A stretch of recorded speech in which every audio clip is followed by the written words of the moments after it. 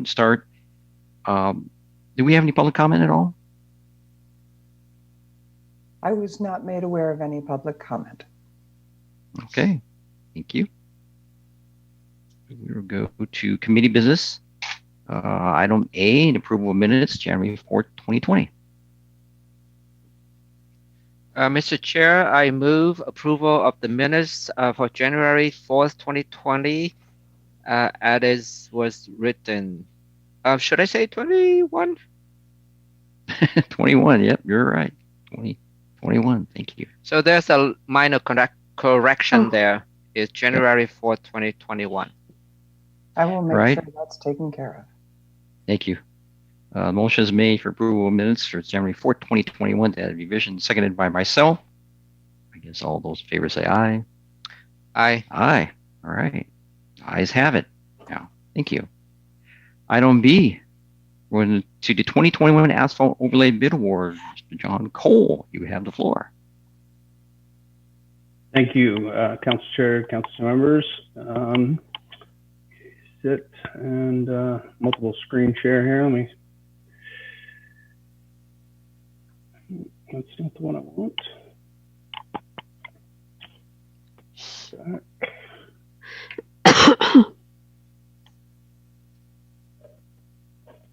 Maybe.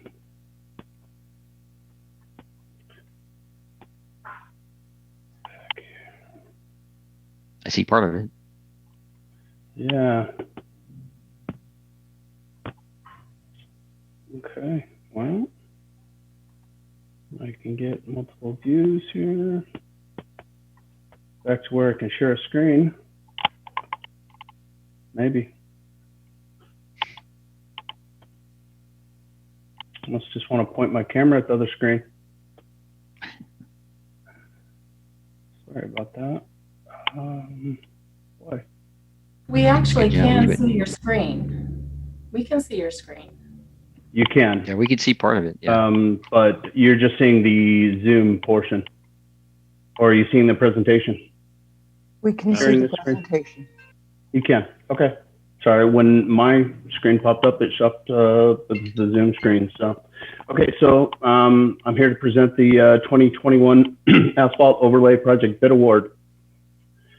We have 5 schedules this year: South 312, Southwest 312th Street, so both ends of 312, Marine Hills neighborhood, Marine View neighborhood, and then to the east side of the freeway off of 320th, we have, we're calling it 39th Avenue South.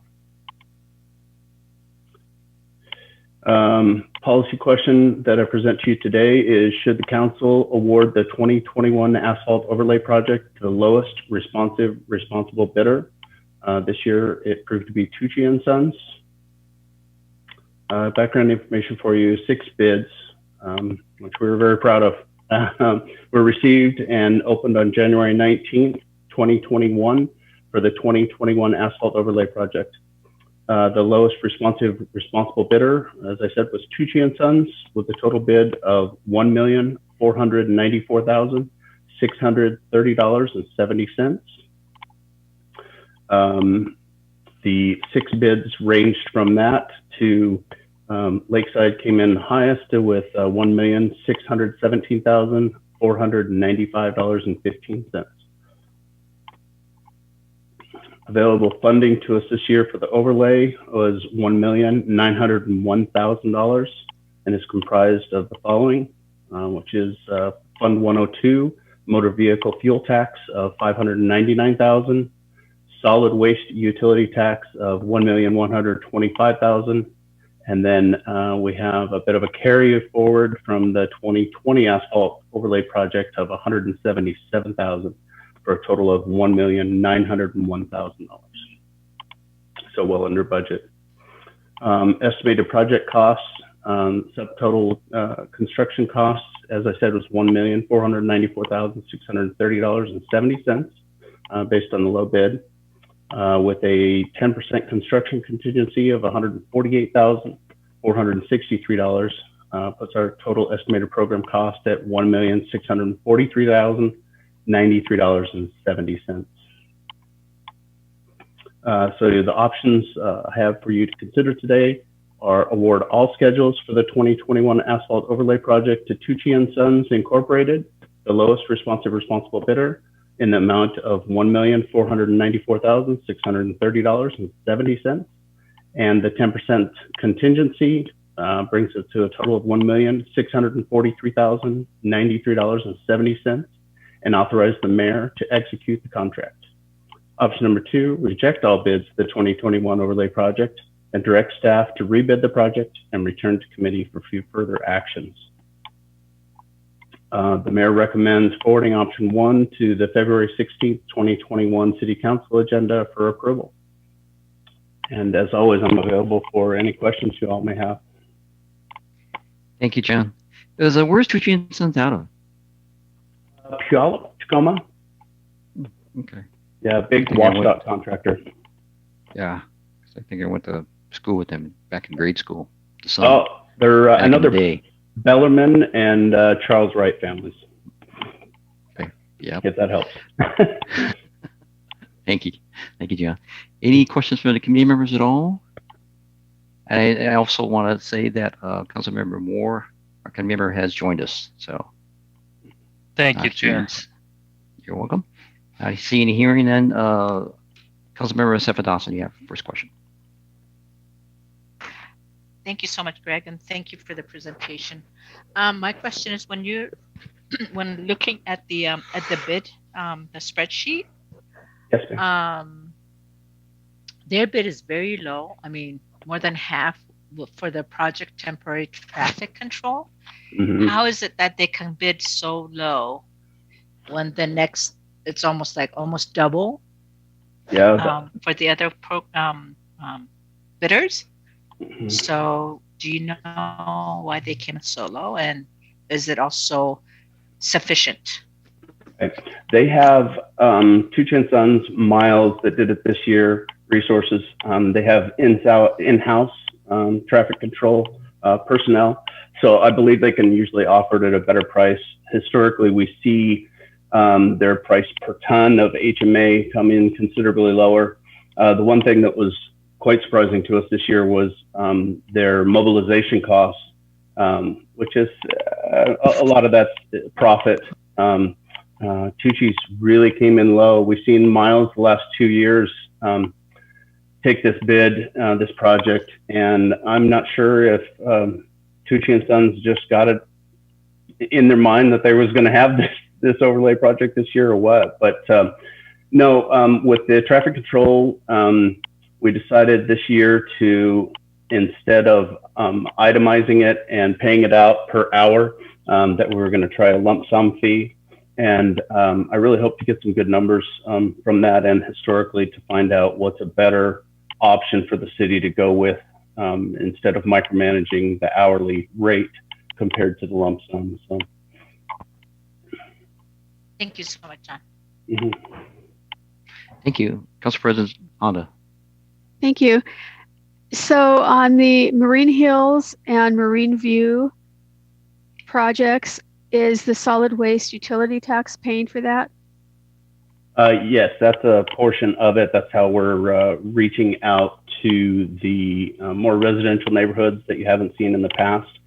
For a number on that, I'm wondering if Sarah or EJ can weigh in on what portion.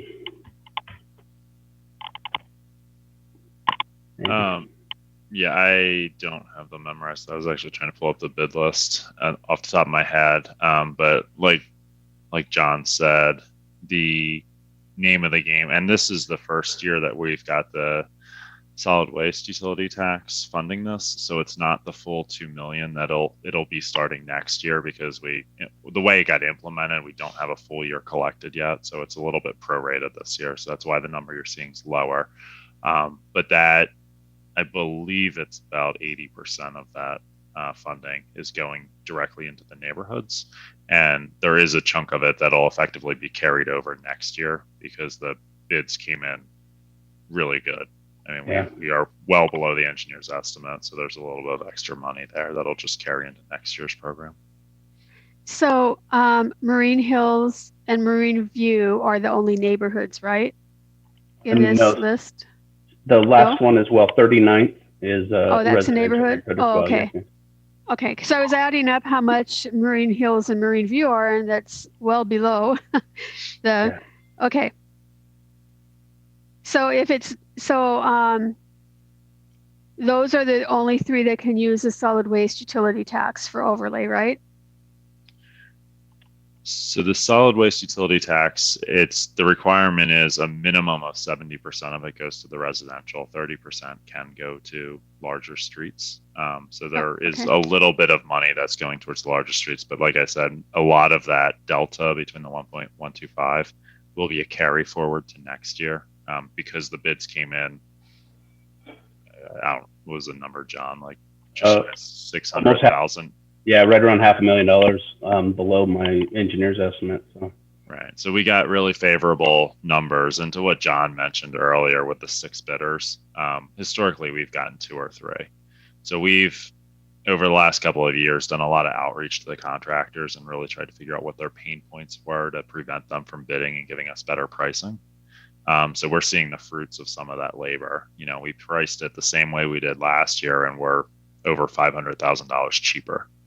So, you know, the money's going further, but the catch is, you know, we programmed the full value from council, but some of the money will effectively get carried over and be used next year instead of this year, just because of how low the pricing came in. I thought for sure I would have to drop a schedule. So EJ, would it make sense if there's money left over to go into another neighborhood whose streets are pretty bad? At this point, of waiting for next year? At this point, no. There's a lot of coordination that has to go on with Lake Haven and the other utility works for them to for the utility companies to be able to get in first to get their work done. So that window's kind of expired. So at this point, we will enlarge the program for next year and pick up, and we'll do it. It's going to be a massive program because we'll have the full $2 million next year plus the carry forward from this year, which is a good thing. But the utility companies are already starting to gripe a little bit about how much work we're creating for them for next year. So one step at a time. So. Okay. Thank you. All right. Your utilities. Thanks, EJ. Any other questions? I don't see any, so I'll take a motion. Mr. Chair, I move to forward the proposed option 1 to the February 16, 2021 consent agenda for approval. There's a motion. Is there a second? I will second that then. I'll go ahead and second that. Motion seconded. Sorry, I was on mute. That's okay. Sorry, I didn't see you either. Sorry, Councilmember Moore. I'll just go and take the second, but it's been motioned and seconded. Mm-hmm. Any other discussion? All those in favor say aye. Aye. Aye. Motion passes unanimously. Thank you, John. Thank you all. We're to item C, the Southwest 296 at 14 slide restoration project acceptance. Mr. Ken Smith. All right. Good evening, everybody.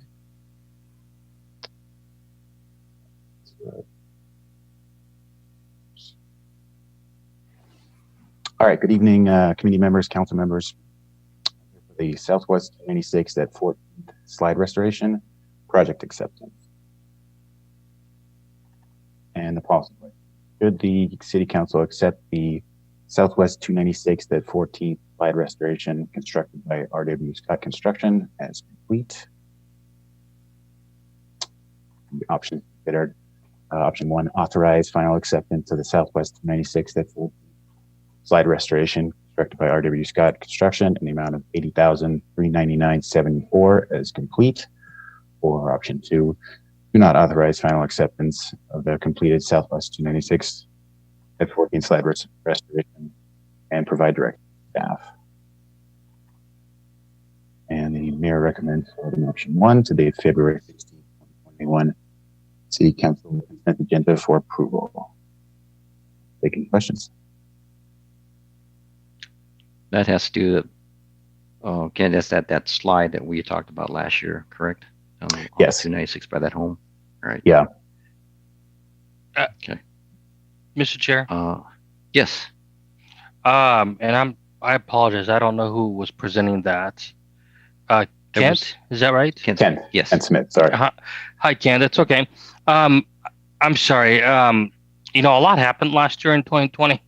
Can you help jog a memory in terms of the slide that you're talking about? Sure. And the restoration there. The little slide on 296th Street basically took out a portion of the road, but only really serving one neighbor. So this restored that access and improved the little section of road right there, and hopefully restored a lot of it so it won't happen again. Okay. And so the final contract for that is $80,000. Yes. Okay. Not a large slide, Okay. but it did take out half the road. But it was not a very big road in that section. Gosh, I'm trying to think where that is. Okay. Thank you, Kent. It's over by Labor's Dead. Adelaide. Right. Is it by the Further north. Yeah, South. if you go into the homes behind Adelaide, the view homes. Okay. Sort of off of Marine View Drive, Yeah. I think is connecting to it. Interesting. Okay. Yeah. I think that's how you come in to it. Okay. I'm wondering if I'll look it perhaps we could add a map to these agenda items so that people have an idea of where these are located at. Sure. It's Council President Honda, you had your hand up too. Did you have another question? Just No, wanna I make forgot sure. to take it down. Sorry, Okay. I owe That's you okay. something. The Diet Soda Fund. There you go. I think it's something else. Just kidding. any other So this questions? is pretty straightforward. Okay. Actually, this is Chair, just finishing I up was thinking the that same. project. Oops. Go ahead. Sorry. Oh, sorry. Go ahead. Sorry. Go ahead. Okay, I was No, I'm just good. thinking the same thing that Council President said about a map, but I honestly would love to have a city map with these, the whole city with landmarks. Is that possible, EJ, for us to get one like that? Yeah, I can talk to Thomas about it. He handles all the GIS mapping, so Okay. I think we have that. I don't have the link at my fingertips, but I will. I'll reach out to him tomorrow. And see if All right. Thank you so much. Just go it Yes. real quick. Here's Marine View Drive that kind of did that funny loop, and 296 comes right off of it, and then down at the very end, right here is where the slide happens.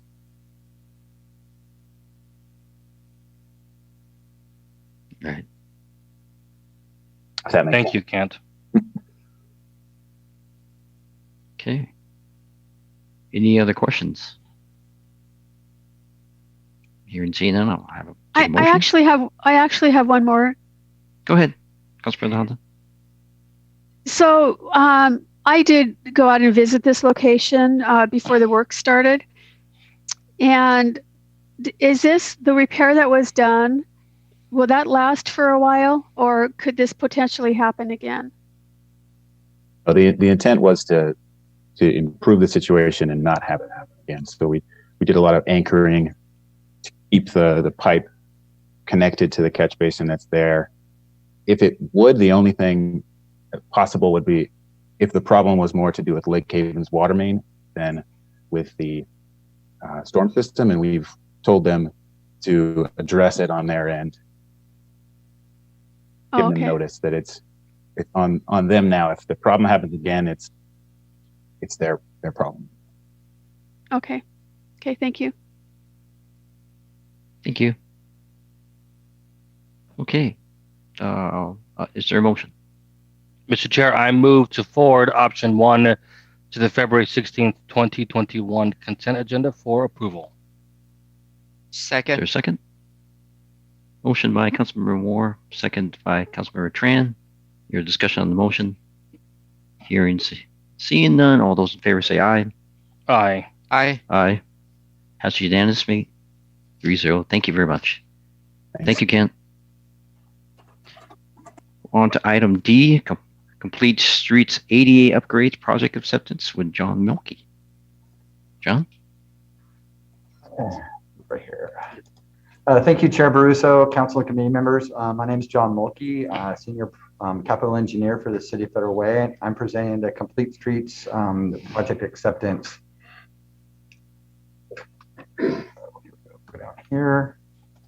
Where is it? There we go. Policy question is, should the council accept the Complete Streets ADA upgrades constructed by Miles Resources LLC as complete?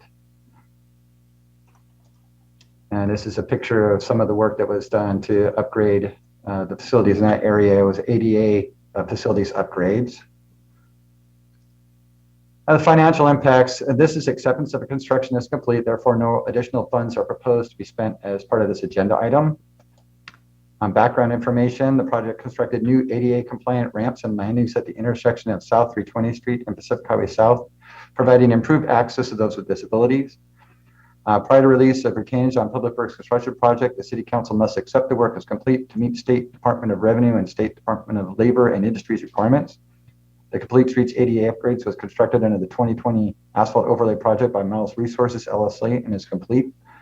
The final construction contract amount is $156,780.96, which is $52,388.44 below the $209,169.40, including contingency budget that was approved by the City Council on March 17, 2020, as part of the 2020 asphalt overlay project. Project is funded from a grant from TID in the amount of $100,000 and the remainder from street fund and traffic impact fees. That's why we're separating, accepting it separately is because of the grant.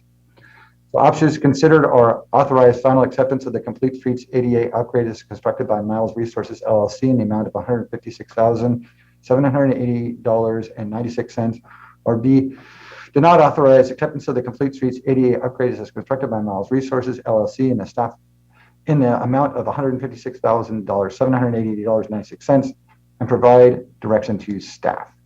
Mayor recommends forwarding option 1 to the February 15, 2021 City Council consent agenda for approval.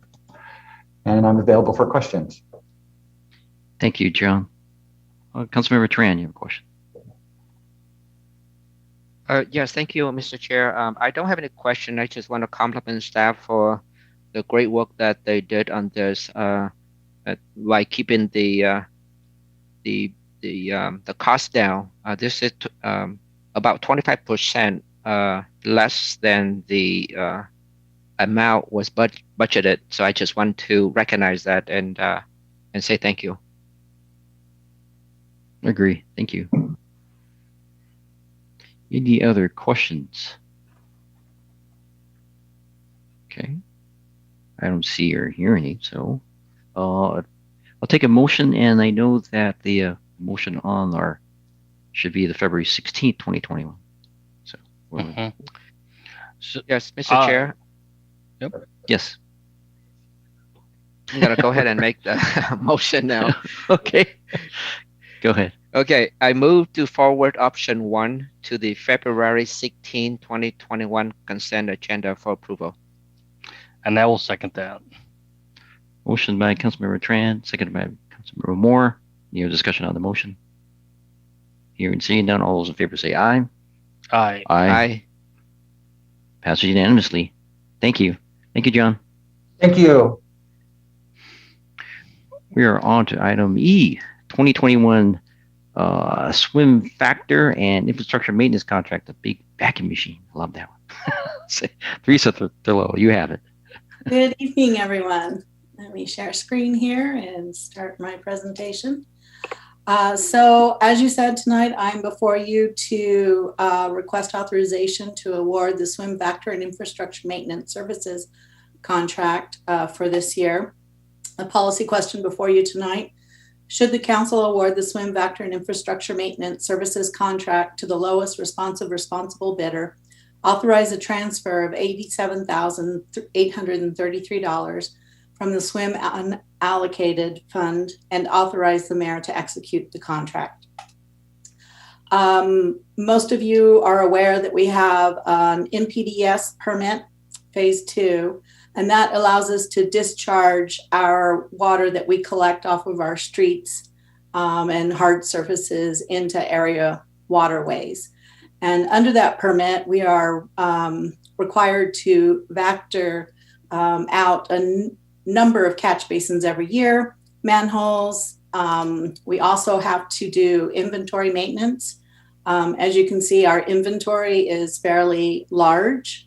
And under the permit, we do have an inventory schedule that we have to meet in accordance with deadlines.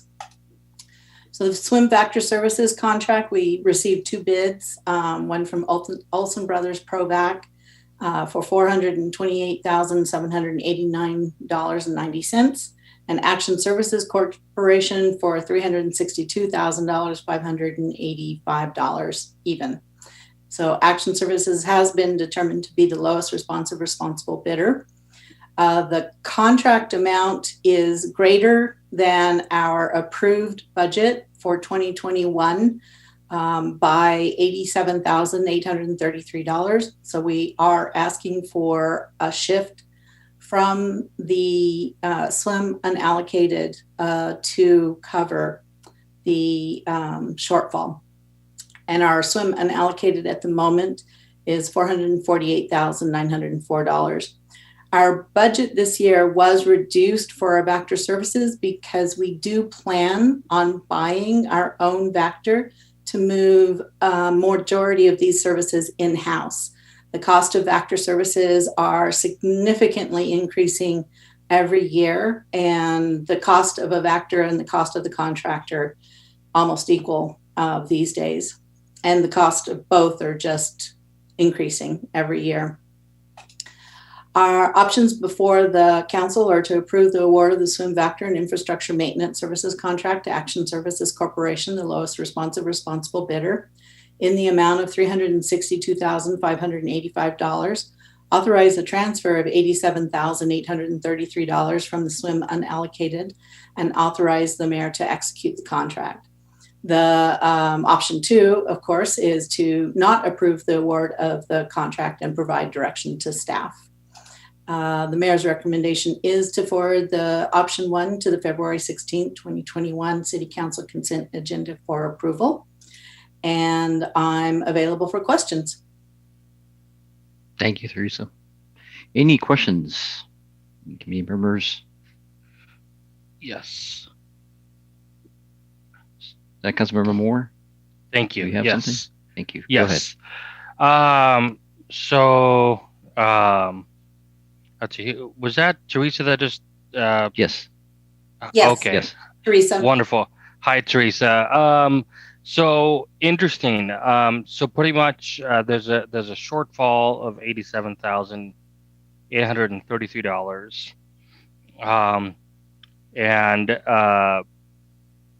And in the SWIM fund, there's $448,000, and you're proposing to take some out from there to cover that shortfall. And what I'm also hearing you say, Teresa, is that that we may not need as much in the SWIM account because we're going to be purchasing our own vehicle, which will substantially lower our costs. Yes. So, I'm sorry for interrupting. no, that's okay. So that 87,000 is pretty much not going to hurt anything. Obviously, it's not going to affect services or anything of that. It would be my first question, right? That is correct. This is part of the carry forward from last year. Our budget wasn't completely expended due to various reasons.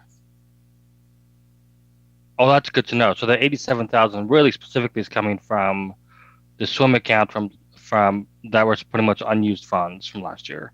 It is a portion of the unexpended, yes. Okay, just want to make sure I clearly understand. Okay, and we're not affecting services of any other kind by doing such thing. Is that right? That's correct. Everything else is fully funded. Okay, just wanted you to walk me through it and want to make sure I clearly understand it. Thank you, Mr. Chair. You're welcome. Teresa, can you talk about the machine that we are looking to buy later? Yeah. Certainly. So our desire is to buy a machine that will enable us to handle all of the catch basin cleaning that's required for the year. Most of the ponds, that will be easily something we can take care of. The tanks as well. Pretty much the Vactor that we're looking at the moment is, gosh, I just got the figures this last week, but it's possibly close to $600,000 that we're looking at for purchase of a Vactor.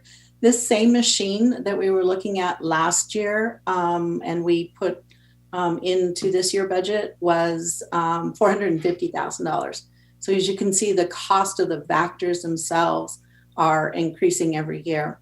We have on our SWIM approved budget one new maintenance worker this year and one new maintenance worker next year to staff the Vactor itself.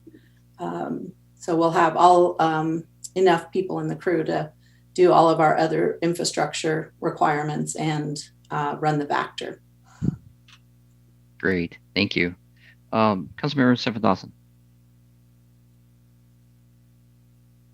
Actually, I think you just answered my question. So thank you, Teresa, and thank you, Council Chair Baruso, for the question. I think, yeah, that answers my question. Thank you. You mind melded that to me in the screen there. Chair, can I clarify one thing from Councilmember Moore? Go ahead, EJ. So just to be very clear, council member, because I think I heard your question about the budget slightly differently. There is no general fund impact to this any which way. Everything that we're talking about is restricted surface water utility funds. So both the unallocated, the shortfall, the funding of the shortfall, this entire conversation is all contained to the surface water utility. So there is zero impact in any which way, and nor could the money be used for something else from the general fund. Thank you, EJ. I appreciate that clarification. I wasn't really referring to the general fund aspect because I was aware that this is restricted funds, but it is good. I hear you saying that even in our accounts, it's still not going to affect services of any kind within your specified budgets. Is that right? Yep. Okay, perfect. Thanks for the clarification. Alrighty. Any other questions? No questions. Take a motion. Yes, I move to forward option 1. Yep, okay. Option 1 to the February 16th, 2021 consent agenda for approval. Is there a second? Motion by Councilmember Moore, second by Councilmember Tran. Here, discussion on the motion. Hearing and seeing none again. All those in favor say aye. Aye. Aye. Aye. Passes unanimously. Thanks, Theresa. We're down to item F, lease agreement from the Mayor Tran. Cole Elliott.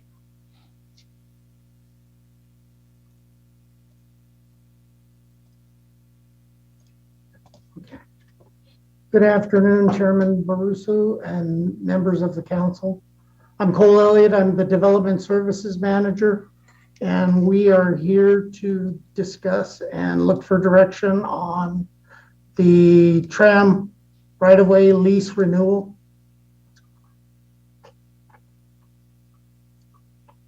There we go. All right, the policy question is, should the council approve the Myers right-of-way lease agreement for a third and final time on the portion of 53rd Avenue Southwest?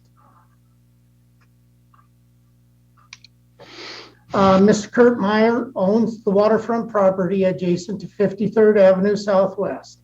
The only access to the property is through a dirt path on the unopened portion of 53rd Avenue Southwest and the tram system constructed by Mr. Meyer on the leased portion of the unopened right-of-way. The original lease was approved by the City Council on March 15th, 2005, extended to March 23rd, 2015, and again to March 23rd, 2020.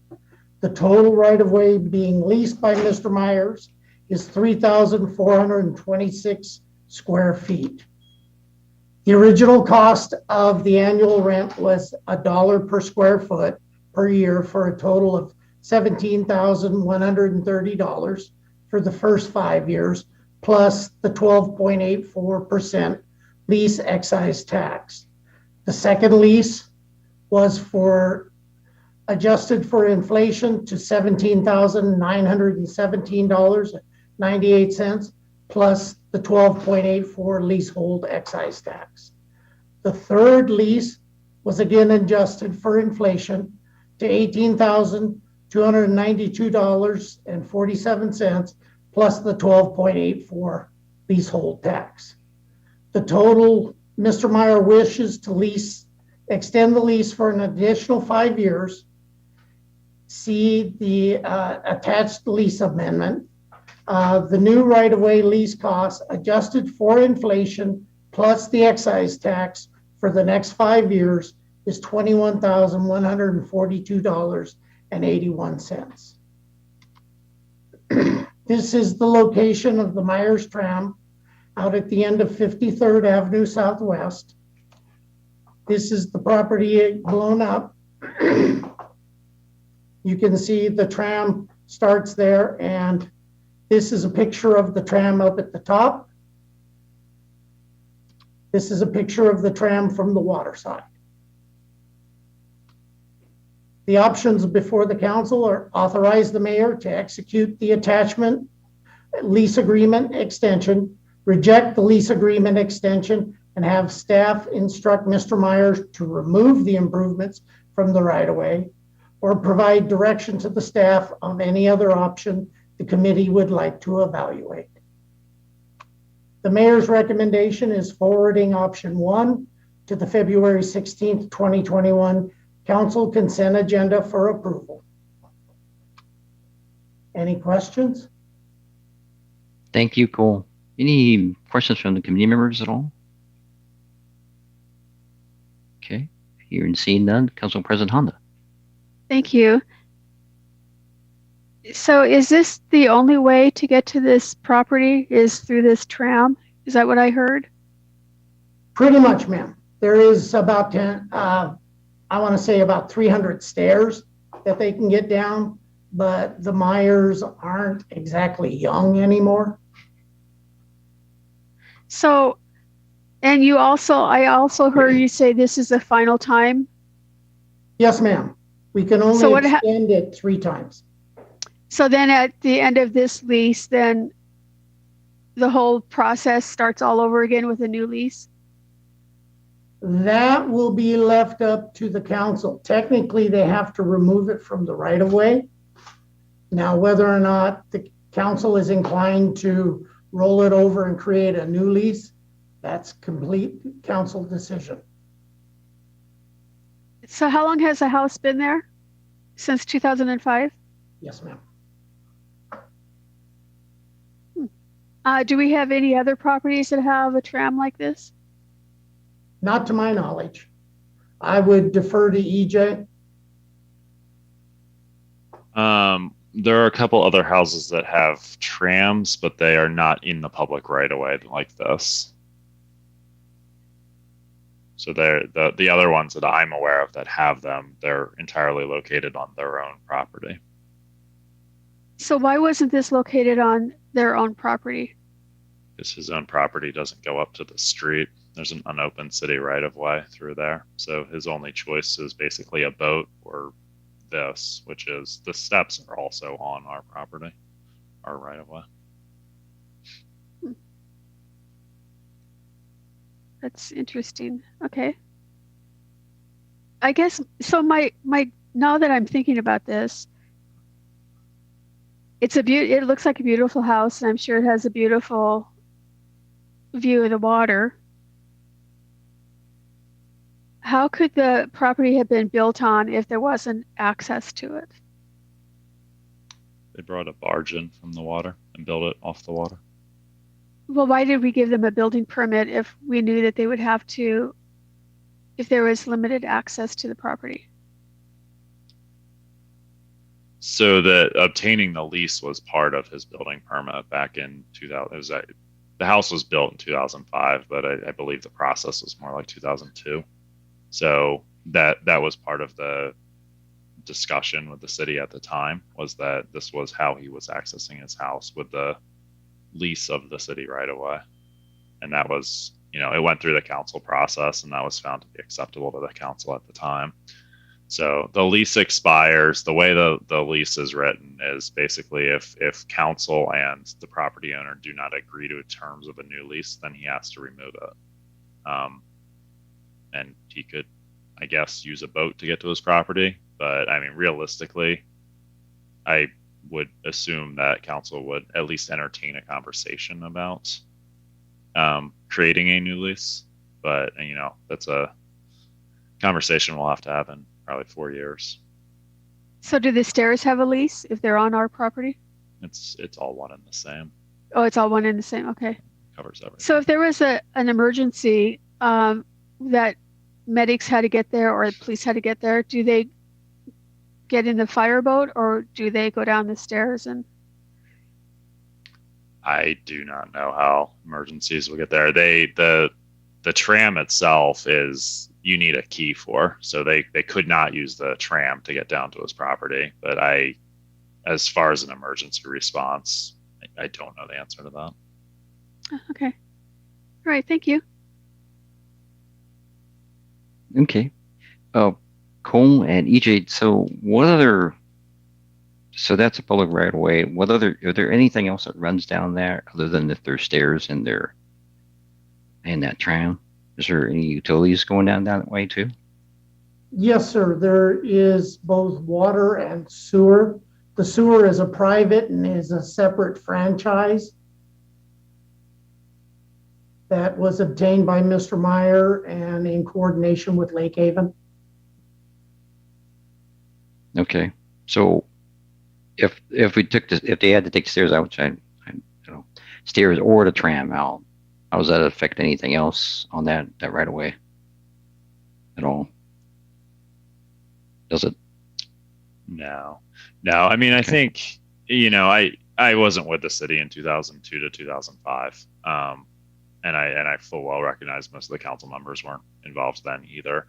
But in reading it, the way it reads, it's basically, it gives the city an option that if the city were to desire to improve the road to be a full-blown public road, it gives us kind of checkpoints in time that we could do that. That we could say, okay, your lease is going to expire. We're going to build a road here. And then at that point, there would need to be a conversation about how he accesses his property off a public road. But the way it's written, it more aligns itself with that, the city having checkpoints in time where we could improve this if we desired to. Practically speaking, it would be a road basically on top of a cliff for one resident. So I don't see us doing that. But that being said, I do think the way it was set up was probably in everybody's best interest to give him some assurances that he's not building an improvement to be told to rip it out in 2 years in 2007. And, it also gives the city the ability to build that road if we ever needed to in the future for reasons none of us can think of right now. Thank you, EJ. The council answer Council President Honda's question about emergency. I've had one where we had to go down to Burien. A lot of Burien homes down there have some of those, and you just have to hike down. Same type of thing. Yeah, it's not fun, but it has to be done. Any other questions? Okay. If you have any questions, I'll take a motion. Mr. Chair, I move to forward the proposed agreement to the February 16, 2021 consent agenda for approval.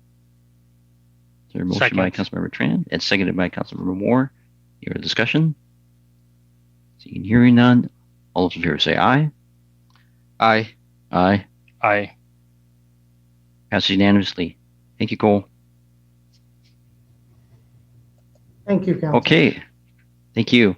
Right down to item G, and Mr. Perez, you're going to have all three the next ones, but our first one is resolution, acceptance of the Surface Transportation Program, STP, and the CMAQ, Congestion Management and Air Quality, and Highway Safety Improvement Program, grant funding for transportation projects. Rick, floor is yours. All right. Thank you and good evening. Kudos to Chair Baruso for figuring out what all those abbreviations are. Policy question is, should the City Council authorize the mayor to accept grant funding for transportation projects? We have received award letters for 4 different projects here. The Military Road Preservation Project from 320th to South City Limits, which is essentially Highway 18. The non-motorized corridor, 16th Avenue South from 308 to 288. That's for right-of-way.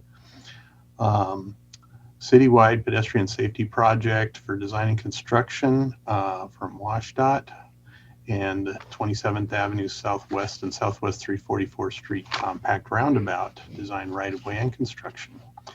So with that, military preservation, Council authorized the grant application on March 17th, 2020.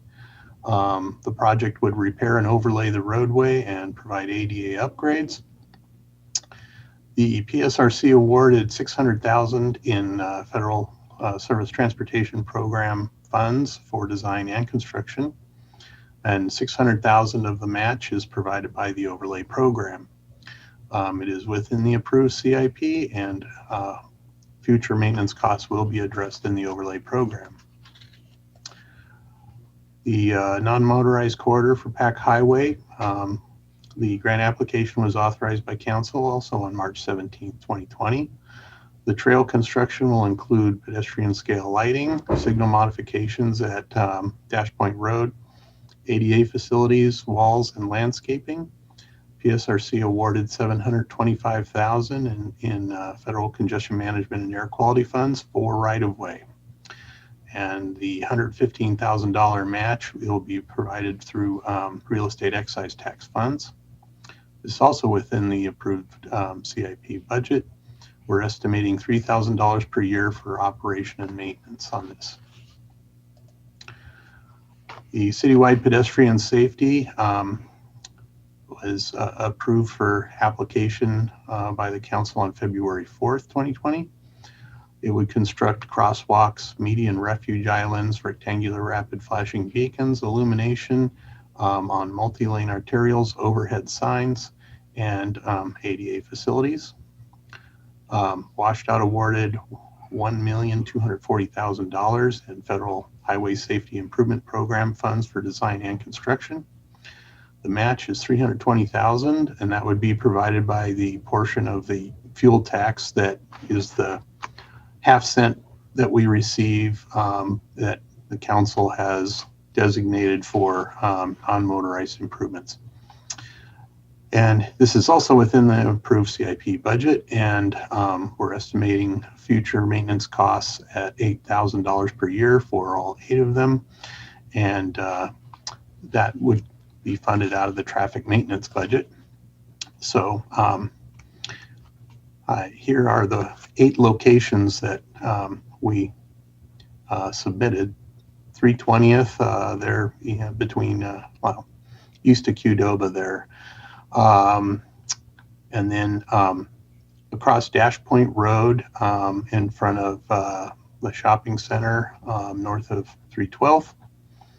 We have South 312th Street and 18th Avenue South. Near on 336th near 10th Place South. And across 9th Avenue South at St. Francis Hospital. We have Southwest 320th at 45th Place, I believe it is. And then another one down here on Southwest 356th at 18th Avenue South. and then also on the other side of the intersection at 22nd Avenue South on 356th. So, and then finally we have 27th Avenue Southwest at 344th Compact Roundabout. The council authorized the grant application submittal on the 4th of February last year, and this constructs a compact roundabout with some minor street widening on the south side of 344th, some street lighting, signs, pavement markings, and ADA upgrades. WashDOT awarded us $695,000 in highway safety improvement funds for design, right-of-way, and construction. The match is only $15,000, and that is because if we get construction funding obligated in time, we do not have to provide a match for construction. So that's just $15,000 for design. This is within the approved CIP budget, and future costs about $4,000 per year, and that's divvied up between traffic, streets, and surface water maintenance budgets. So one thing that we thought might be useful to point out is our track record this year. I'm really proud to work for an organization that can do this. We had a 75% hit rate. Now I'm including, the 3 not yets, but they're pretty much in the bag as far as we know. So 9 out of 12. So we're looking at $12 million in projects, and we're only having to provide $2.2 million in order to get those all constructed. So I've been here 24 years. I don't think we've ever seen a year like this. Of course, we usually don't submit quite as many grants either. So anyway, I'm very proud of this. So with that, our options are 1, to approve the proposed resolution that accepts the grant funds, or do not approve the resolution and provide direction to staff. Mayor's recommendation is option 1, which would forward the proposed resolution to February 16th, 2021 consent agenda for approval. And with that, happy to answer any questions. Thank you, Rick. I just want to say kudos and thank you to the staff for that information on the grants, and I know that's a big thing getting that many. So thank you very much for that. Yeah. Any now the questions? To deliver all those projects. Yes, exactly. Thank you. Thank you. Questions? Any questions? I don't see any. Okay. Wow. Ricky got it off. That was a good one. Okay. No questions. I'll take a motion.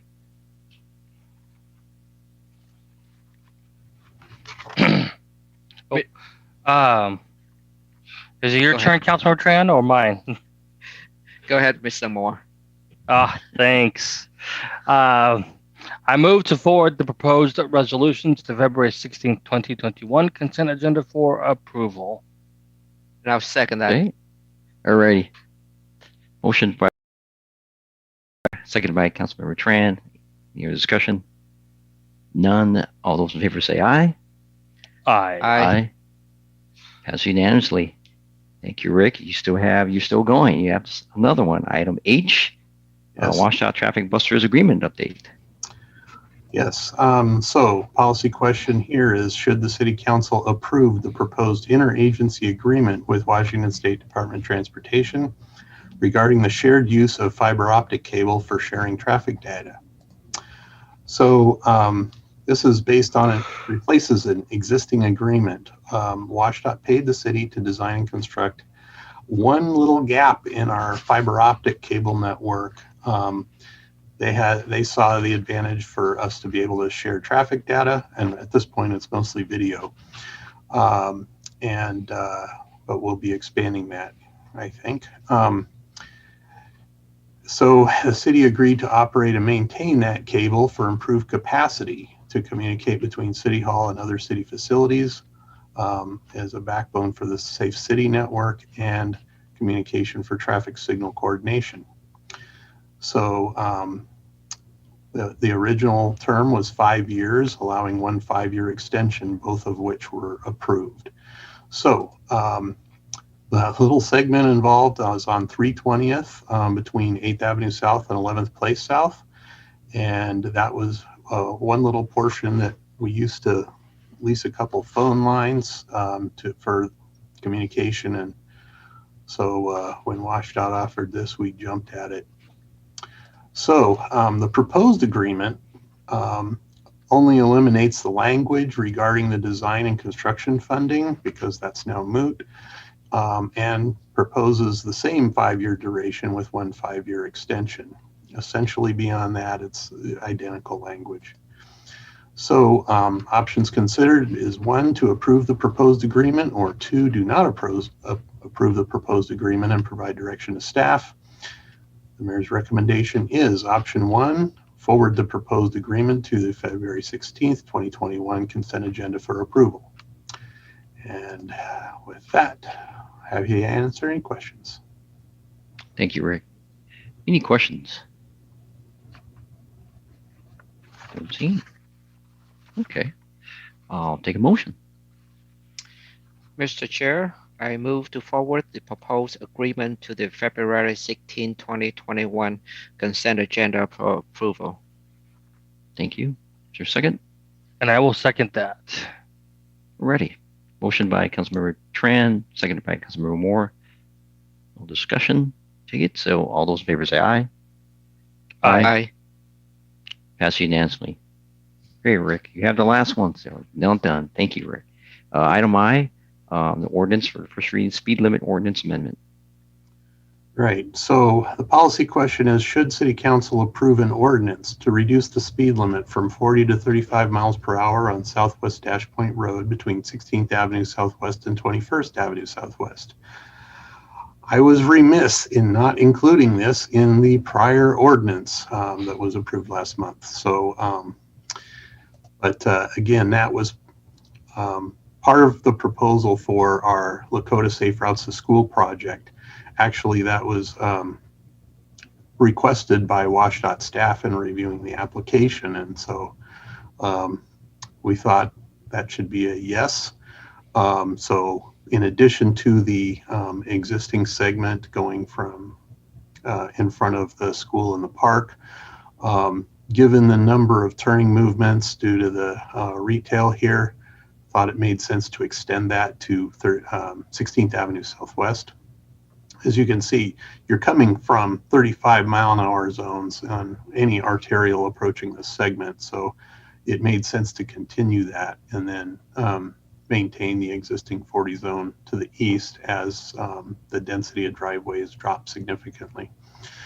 So with that, the ordinance amends the revised code 830.040 and just changes a couple descriptions of where the 35 and 40 zones are within the city. And again, that reduction is due to the greater intensity of turning movements and the Lakota School and Park frontage. So options considered: 1, approve the draft ordinance, or 2, do not approve the draft ordinance and provide direction to staff. So mayor's recommendation, approve the draft ordinance, forwarding for first reading and on February 16th. So again, with that, I'm happy to answer any questions. Thank you, Rick. You know, and it only made sense to extend that too. So thanks for that. Any questions? Let's see. Okay. Wow. All right. I'll take a motion. Mr. Chair, I move to forward the proposed ordinance to first reading on February 16th, 2021. I'll second that. Motion by Councilmember Moore, second by Councilmember Tran. All those in favor say aye. Aye. Aye. Aye. Motion passes. Thank you, Rick. Thank you. Great job. Thanks. Item thank you. Item J. Is Ryan here? Progress update on Sound Transit activities.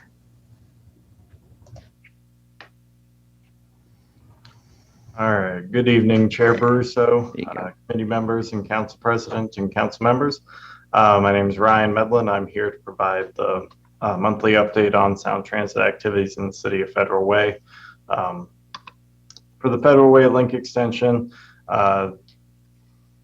similar to last month, they've started the water line relocation up along 272nd in coordination with the Highline Water District. As far as clearing activities, it's been a little bit of a wet January, so they decided not to start anywhere this past month. Currently, there's discussion about continuing again at the 288th work site near I-5, and then also in that segment that between 288th and 317th along I-5. What may happen in the next few weeks and is there may be an additional construction barrier that goes up along I-5 in preparation for this. In the city center area, they're busy in the preparation work to drill the columns for the future aerial guideway there. They relocated the high-5 sculpture out of the 317th roundabout, and they've built some pads in the WashDOT area in preparation for the crane. I will also note that we're working on an ordinance and trying to finalize, put the finishing touches on kind of what the design from an engineering standpoint is in the transit center area. So you may see that on the March agenda for the LUTC. So with that, Tacoma Dome link extension, nothing's changed as far as the draft environmental impact statement, still expected to be released in 2022. They did release some additional construction cost estimates. It increased from an estimated $2.9 billion in 2019 to $3.3 billion in 2020. Those costs are related to a variety of things. It's pretty equally distributed between the four items you see there. Basically, they went changes to stormwater facilities. I'll just clarify that that means they switched to concrete vaults underground as opposed to storm ponds. So better for urban areas, but more expensive to build. Regarding the OMF South, we have an announcement, and I believe council was updated by email that we will see the draft environmental impact statement for this on March 5th. There will be a 45-day comment period. It will run from March 5th to April 19th. And this will be the period for people to submit formal comments to Sound Transit that will be responded to in their future environmental work, and also to inform the board for their, because they haven't selected a preferred alternative for this project yet. They plan to do so after the close of public comment, and the final project selection is in mid to late 2022. I will add that they're going to have, tentatively what they're planning is to have 2 online public meetings as well as an online open house to solicit public comment, and that would be in addition to any update meetings that they may do for the council. OMF South also saw some updated cost estimates come out. The Federal Way sites increased from a range of about $750 million to about $1.2 billion. And the Midway landfill site obviously increased quite a bit from 1.36 million, or I should say billion, sorry for the typo, to 2.4 billion. Most of that cost is being driven by some change of footprint that was discussed at the November study session. That change in footprint was related to their evaluation of the system needs as part of their environmental work. I would also like to make the council aware that I did hear that they may discuss these cost changes in more detail at the System Expansion Committee on February 11th, though I have not seen an agenda released yet, so I cannot confirm that at this time. But since I won't be before you and before that date, I wanted to flag it in case anybody was interested. So with that, I will take any questions. Thank you, Ryan. Council President Honda. Thank you. Ryan, the 1.366 million, is that, did you say that is 1.366 billion? Yes, I did. I apologize for that typo. Oh, that's okay. It looked, because when I saw this, my heart kind of stopped, because I could just see them saying, "Oh, we can't even think of Midway with such a cost increase." So Yeah, and it's still obviously a large cost increase, but I did want to make sure it wasn't a $2.4 billion cost increase. So Yeah. Thank you. So I'm breathing again. Okay, good. Still a lot of money. it's still, yes. Yeah. Any other questions? Yeah, Mr. Chair, Go ahead. actually, I have a Councilmember question. Moore. Yes. Ryan, it's Ryan, right? It says city Yeah. presenter. Okay. Yes, sir. Are you, out of curiosity, I mean, you're meeting with Sound Transit, I would imagine, frequently, connecting with them, talking with their staff. And I think before I go any further, I really do appreciate you sharing with us things that may be of importance to us, like flagging things for us. I find a lot of value in that, and it's good. It just means that we're on the same page, and I appreciate that. Obviously, there's a lot of concern, I think, with the OMF sites having it in Federal Way, as you already know, Ryan. But for this being a public meeting, I'll just restate it. For potentially 2 of the 3 sites are in Federal Way. We already have 2 stations coming into Federal Way. It's just going to really impact us, and one of them is going to impact us of possibly creating an opportunity, which means the OMF site may take away from a business opportunity. So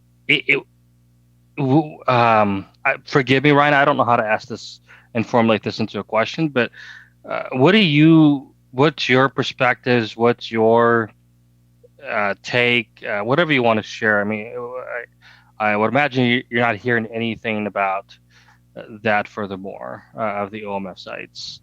Is there anything else you want to share with us? I don't know. I mean, I apologize for my question, Ryan. Oh no, it's fine. And I mean, it's a good question because I mean, I'm sure people watching at home wonder the same thing. And I mean, I'll give the honest answer with the OMF South.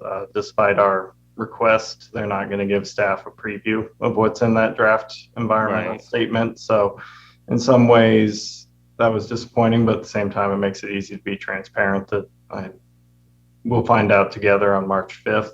I will say I know before my predecessor, Tony, who many of you probably remember, did a lot of work leading up to this moment with regards to making sure that they looked at options for the settlement at the Midway landfill. And that wasn't just us, that was also City of Kent, Seattle Police. There's kind of a united front on the local government level to look at the Midway landfill. So I think as far as what I think it's gonna come down to what's in that environmental impact study, and our job as staff will be to make sure that they've really looked at those impacts to the city, because it's not just about dollars and cents. It's making sure that they know what the consequence of trying to save a few dollars is, in terms of not just the business community impact on the southern site, but also, the social services impact to losing a church like Christian Faith Center would bring.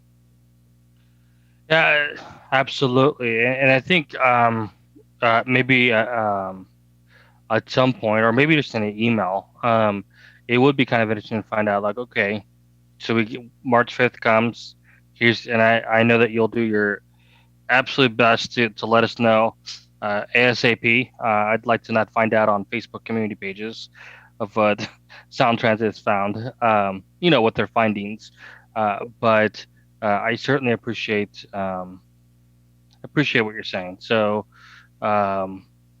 there's a lot to take in here. So I think Council President Honda has a question, so I'll just give it back to you, Chair Baruso, then I may come back. So thank you, Ryan. Thank you. Council President. Thank you. 2 things. One, Councilmember Moore, we have the opportunity to meet with Ryan to discuss this. There's an email that all council members got setting up some dates that he's available. Oh, that's right. Thank you. So please respond to that so that we can get those set up. And secondly, Ryan, how will the public be informed about the open houses that will occur with this? So they will advertise these because they are Sound Transit meetings, and they will use their listserv, their social media. They'll probably rely heavily on digital, to be honest, just given the state of the world. There may be some paper ads that go out in like the Mirror and the Kent Reporter, but I expect most of it will be digital. They do still do some flyering with property owners to make sure that they're aware. And I also know the property owners have already gotten a mailing letting them know about the March 5th date. Okay. So they will be sending, they're supposed to send us like a toolbox that gives us their flyers if we wanted to use it for common messaging purposes. So we can put it on our own social media, or we can make our own posts. And these are very standard for their projects. I mean, there's obvious modifications with COVID, but so they're not downplaying the public outreach on this one, I guess is the point I would highlight. They've indicated and promised us a very thorough outreach for it. So Ryan, I know when I've talked with Sound Transit about the OMF before, I've asked that the entire city be notified, not just the folks who live within, so many feet of the site. Is that going to happen, or is it just going to be the general area of where it's at? If you're talking about a postcard to all city residents, I don't expect that will happen. I mean, all city residents could sign up for the listserv on Sound Transit's website, and they would all receive the email through that means.